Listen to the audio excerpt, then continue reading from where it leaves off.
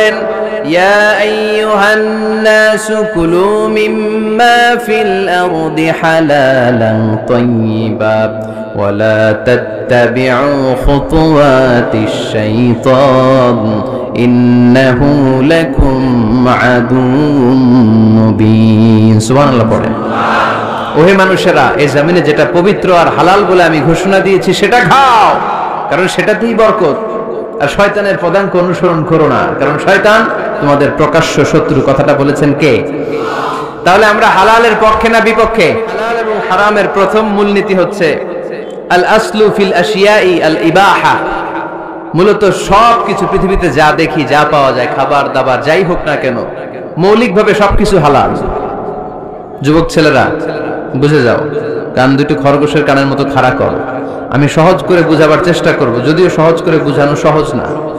সহজ করে কইতে আমায় কহজে, সহজ করে যায় না কওয়া সহজে, ঠিক কি না?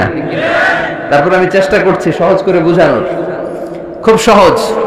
আর দিন ও ইউসরুন লা উসরা ফি, দিন সহজ, এর মধ্যে কাঠিন্যতা নাই।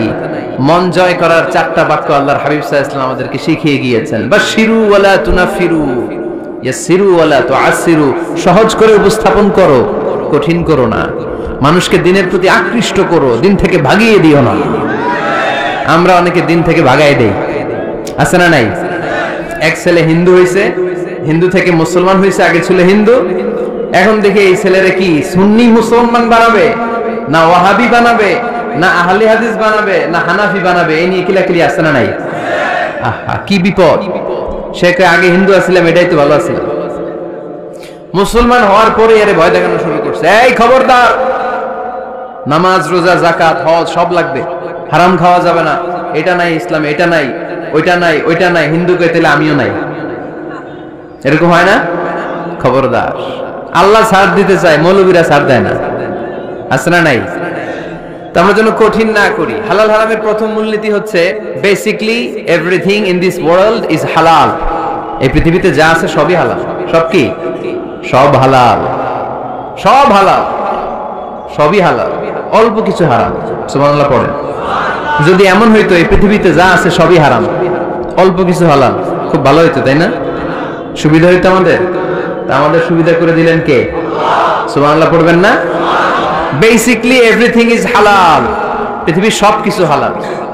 আপনারা যদি কেউ কিছু বলে যে এটা কি হালাল না হারাম, আপনি হুট করে বলবেন আগে বলবো হালাল। যদি হারামের দলিল পাওয়া যায় তখন বলবো হারাম, ঠিক কি না? আমাকে যদি বলেন এটা হালাল না হারাম, আমি যদি বলি হালাল, আপনি যদি বলেন দলিল দেন, এটা আপনি ভুল বলবেন। কারণ কোনো কিছু হালাল করতে হলে দলিল লাগে না। কোনো কিছুকে হালাল বলে সাব্যস্ত করতে দলিল লাগে না। হারাম বলে যদি সাব্যস্ত করতে চান তখন দলিল লাগবে। তাও 43 ধরনের আছে। জিকির কয় ধরনের? একটা জিকির হচ্ছে হারাম হারাম হারাম, এক দলের কাছে সবই হারাম। একটা সময় এদেশের কিছু আলেম সমাজ ইংরেজিকে হারাম বলতো, ইংরেজি শিক্ষা করাকে কি বলতো? সময়ের বিবর্তনে এটা এখন হালাল। এখন এটা কি হালাল। একটা সময়ে আলেম সমাজের কিছু অংশ রাজনীতি করাকে হারাম বলতো। কথা কি বুঝতেছেন? এখন এটা কি হালাল হয়ে গেছে। ইসলামী ব্যাংকিং কে হারাম বলতে একটা সময়, যে না কোনো ফিনান্সিয়াল ট্রানজাকশন এই সিস্টেমে ব্যাংকিং এটা ইসলামে জায়েজ না, এটা হারাম হারাম। কারণ ওদের জিকির কি? কথা কয় না?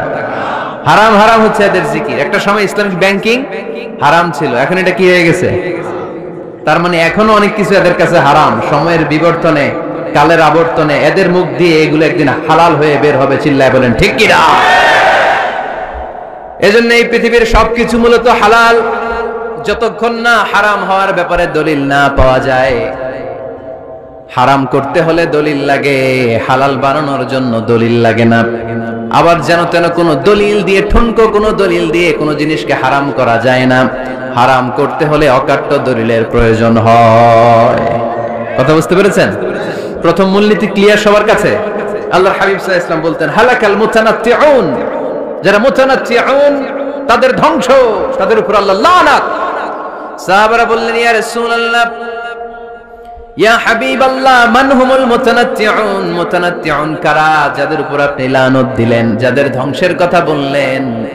বিশ্বনবী বললেন আল্লাহর দেয়া হালাল বিষয়কে যারা সমাজের মধ্যে হারাম বলে প্রচার করে তারাই হলো সমাজের মুতানাত্তিউন। নাউজুবিল্লাহ পড়েন। قل من حرم زينة الله التي أخرج لعباده والطيبات من الرزق।